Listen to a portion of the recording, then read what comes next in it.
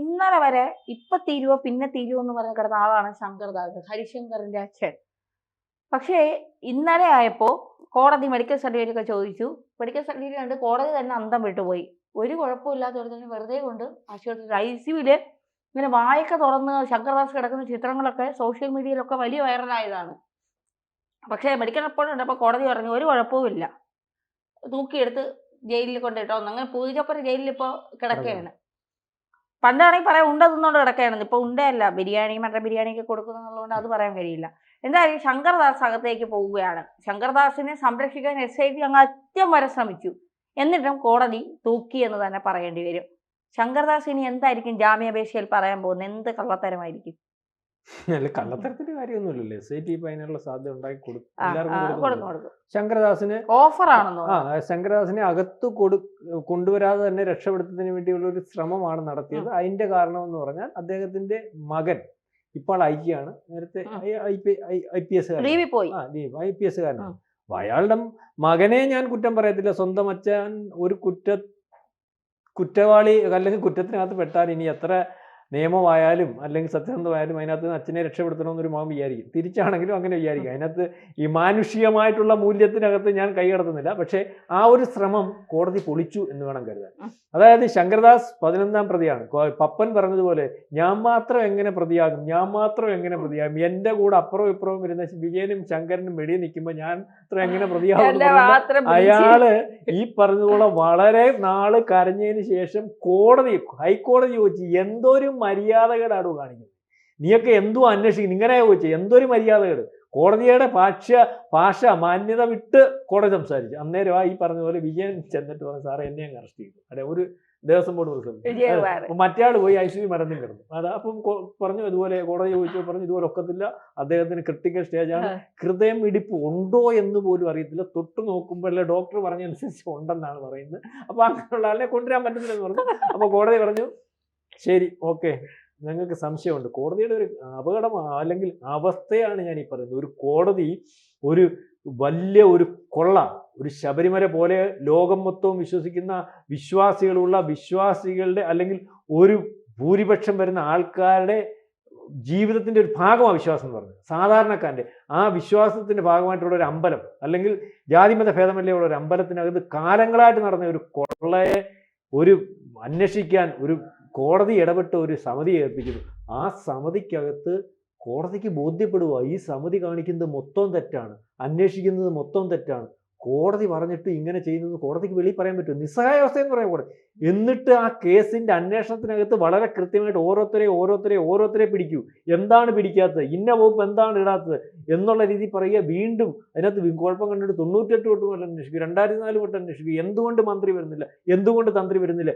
ഇങ്ങനെ വരുമ്പോൾ ഏറ്റവും അവസാനം ഈ 11ാം പ്രതിയെ അറസ്റ്റ് ചെയ്യുന്നതിനും അല്ലെങ്കിൽ അയാൾക്ക് അസുഖമാണെന്ന് പറയുമ്പോൾ ഏറ്റവും അവസാനം പറഞ്ഞു ശരി, അയാൾക്ക് അസുഖമാണെങ്കിൽ മെഡിക്കൽ റിപ്പോർട്ട് കൊണ്ടുവരാൻ പറഞ്ഞു.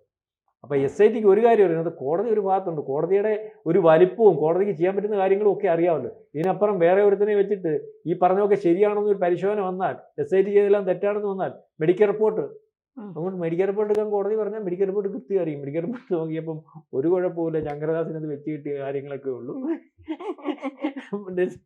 അന്നേരം കൊണ്ട് ജയിലിലിട്ടു. അപ്പം ഇതാണ് സംഭവിക്കുന്നത്. നമ്മൾ ചിരിച്ചോണ്ട് പറയുന്നെങ്കിലും ഇന്നലെ മോദി വന്ന് പറഞ്ഞു യഥാർത്ഥ കള്ളന്മാരെ ഞങ്ങൾ പിടിക്കും. മോദിക്ക് മനസ്സിലായി, അല്ലെങ്കിൽ ഇതിനകത്ത് യഥാർത്ഥ കള്ളന്മാര് മോദിക്ക് ഒരു പക്ഷേ തോന്നിയില്ല, അദ്ദേഹം പറഞ്ഞിട്ടുണ്ടായിരിക്കും യഥാർത്ഥ കള്ളന്മാരെന്ന് പറയുമ്പം ഇതിനകത്ത് പുള്ളിക്ക് കള്ളന്മാരായിട്ട് വരുന്നതിനകത്ത് CPM-ഓ BJP-യോ അല്ലെങ്കിൽ കോൺഗ്രസോ ഒന്നുമില്ലല്ലോ. പുള്ളിയുടെ ലിസ്റ്റ് അനുസരിച്ച് BJP-ക്കകത്ത് കള്ളന്മാരാണെങ്കിലും കള്ളന്മാർ തന്നെ.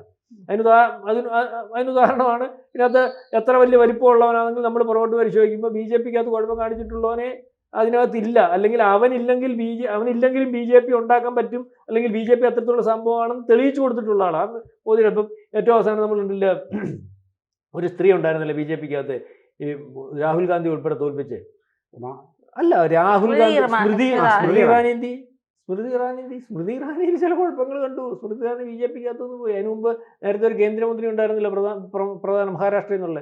അതിനകത്ത് BJP-ക്ക് അതിൻ്റെ ഒന്നും കാര്യമില്ല, RS അതിൻ്റെ കാര്യമൊന്നുമില്ല. കാരണം അതിനകത്ത് അവരാഗ്രഹിക്കുന്നത് പോലെ പാർട്ടിയുടെ രീതി അനുസരിച്ച് നിൽക്കുന്നവരും. അതുകൊണ്ട് ഇന്നലെ പറഞ്ഞത് യഥാർത്ഥ കള്ളന്മാരെ നമ്മൾ പിടിക്കും.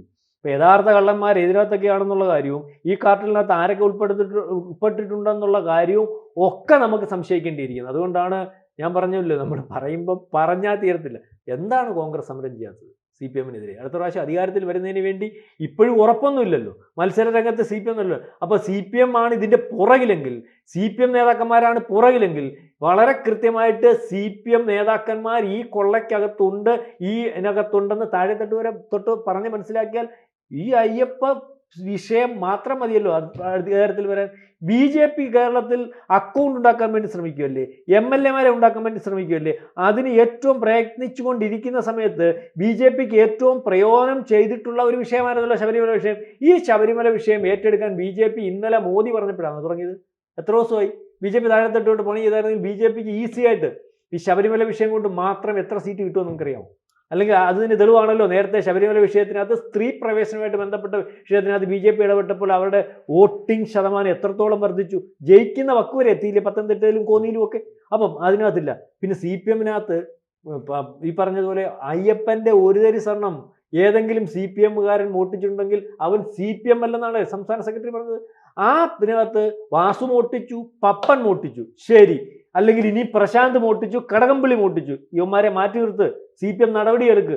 ബാക്കി ഉള്ള ആൾക്കാരെ ഇവർ മാത്രമല്ല, ഇവർ ഈ കൊള്ള സംഘത്തിനകത്ത് പെട്ടുപോയത് അതുകൊണ്ട് ഇവർ കമ്മ്യൂണിസ്റ്റുകാരല്ല എന്ന് പറഞ്ഞുകൊണ്ട് ഈ കോൺഗ്രസ്സുകാരനെയും അല്ലെങ്കിൽ ഈ നടന്ന കാർട്ടലിനകത്ത് സോണിയാഗാന്ധി ഉണ്ടെങ്കിൽ സോണിയാഗാന്ധി ഉൾപ്പെടെ ഉള്ളവരെ വെളിയിൽ കൊണ്ടുവന്ന് അവർക്കും ഇതിനകത്ത് പ്രയോജനപ്പെടുത്താൻ. അപ്പം ആരും ഇതിനകത്തില്ലല്ലോ, ഒരു പാർട്ടിക്കാരും ശബരിമല കൊള്ളയ്ക്കകത്തില്ലല്ലോ, വോട്ട് കിട്ടാത്തതുകൊണ്ടല്ലോ. അപ്പം ആർക്കൊക്കെയോ ആരെയൊക്കെയോ സംരക്ഷിക്കേണ്ടതായിട്ടുണ്ട്, അല്ലെങ്കിൽ ഒന്നിച്ച് നടത്തിയ ഒരു കച്ചവടമാണിത്.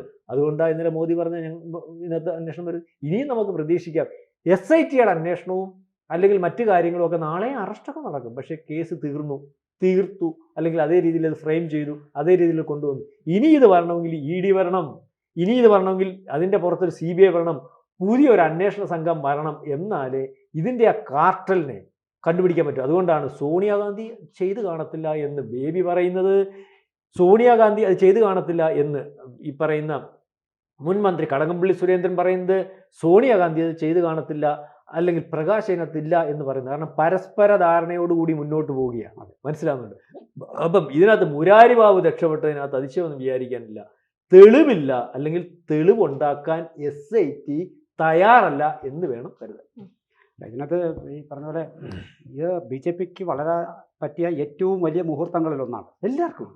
അപ്പോൾ അത് ഇത്ര നിസ്സാരമായി തള്ളിക്കളയുന്ന ഒരു സംസ്ഥാന നേതൃത്വം. പ്രധാനമന്ത്രി ഒന്ന് പറഞ്ഞു, പക്ഷേ ആ പ്രധാനമന്ത്രി പറയുമ്പോൾ അതിൻ്റെ ലാഞ്ചനയിലായിരിക്കാം ചിലപ്പോൾ ഇന്നത്തെ ഈ വിപ്ലവ സൃഷ്ടികളൊക്കെ കണ്ടു തുടങ്ങിയത്. പക്ഷെ എങ്കിൽ പോലും ഇത്രയും ഈ ശബരിമല സ്ത്രീ പ്രവേശനവുമായി ബന്ധപ്പെട്ടിട്ടുള്ള അന്നത്തെ ഒരു മൂവ് ഉണ്ടല്ലോ, അപ്പോൾ അത് ആൾക്കാരിലേക്കും വിശ്വാസികളുടെ മനസ്സിലേക്കും കുത്തിവെച്ച് ആത്യന്തികമായി ലോക്സഭാ തെരഞ്ഞെടുപ്പിൽ മറ്റൊരാൾ കൊണ്ടുപോയതെങ്കിലും BJPയുടെ നമ്മുടെ സംസ്ഥാനത്തെ വളർച്ച, ഇപ്പോൾ BJP വളരുമോ കോൺഗ്രസ് വളരുമോ അല്ല ഇവിടുത്തെ വിഷയം. ഇത്രയും ഒരു അനുകൂലമായ സാഹചര്യം ഇതൊക്കെ വാസ്തവത്തിൽ വളരെ ഭംഗിയായിട്ട് ഉപയോഗിച്ചത് പിണറായി വിജയനാണ്. 2 തവണയും ഇതിനു മുമ്പ് അത് നോക്കിയാൽ വളരെ ഭംഗിയായിട്ട് ഈ ഒരു ടൂൾ കിട്ടിക്കഴിഞ്ഞാൽ ഇതെങ്ങനെ എവിടെ എപ്പോൾ പ്രയോഗിക്കണമെന്ന് പറയാം. അത്തരത്തിലൊരു ടൂൾ കിട്ടിയിട്ട് ഇത് പ്രയോഗിക്കാതിരിക്കുമ്പോഴാണ് സംശയത്തിൻ്റെ കണ്ണുകൾ പല ഭാഗങ്ങളിലേക്കും സാർ പറഞ്ഞതുപോലെ നീളുന്നത്. അപ്പോൾ അങ്ങനെ ഒരു അവിശുദ്ധ കൂട്ടുകെട്ട് ഇത്തരം ഒരു കൊള്ളയ്ക്ക് ചെയ്ത ആൾക്കാർ രക്ഷപ്പെടേണ്ടുന്ന ഒരു സാഹചര്യമാണ് നമ്മുടെ പൊളിറ്റിക്കൽ സംവിധാനത്തിൽ ഉരുത്തിരിഞ്ഞ് വരുന്നതെങ്കിൽ നാളെ നമുക്ക് ആരെയും വിശ്വസിക്കാൻ കഴിയുന്നില്ല, ഒരു സംവിധാനത്തെ വിശ്വസിക്കാൻ കഴിയുന്നില്ല. കോടതിയുടെ ഇടപെടൽ ആദ്യ ദിവസങ്ങളിൽ വലിയ തോതിൽ നമുക്ക് വിശ്വാസികൾക്കും മറ്റാൾക്കാർക്കും ഒക്കെ ഒരു സന്തോഷം തോന്നിയിരുന്നു. പക്ഷേ ഇപ്പോൾ കോടതിക്ക് പോലും അവർക്ക് മുന്നിൽ വരുന്ന അവർക്ക് പോയി ചെന്ന് അന്വേഷിക്കാനൊന്നും അവർക്ക് പറ്റില്ലല്ലോ, ഉത്തരവിടാനാണ് പറ്റുന്നത്. പക്ഷേ അവരെ പോലും എങ്ങനെ ടാക്കിൾ ചെയ്യണമെന്നും മുൻകൂറായി തീരുമാനിച്ച മട്ടിലാണ് ഇവർ മുന്നോട്ടുള്ള പോക്ക്. സ്വാഭാവികമായിട്ടും അതിനകത്ത് എനിക്ക് തോന്നുന്നു വരും നാളുകളിൽ BJP വളരെ കേന്ദ്ര നേതൃത്വം കൃത്യമായി തന്നെ കേരളത്തിലേക്ക് നോട്ടമിടുന്നെങ്കിൽ BJPക്കുള്ളിൽ കൂടി പരതേണ്ടതുണ്ട്. എന്തുകൊണ്ടാണ് BJP പെട്ടെന്ന് തന്ത്രിയെ അനുകൂലിച്ചതെന്നും മറ്റ് സംവിധാനങ്ങൾ മറ്റ് പാർട്ടികൾ മാത്രം പോരാ അന്വേഷണം BJPക്കുള്ളിലേക്കും വരണം.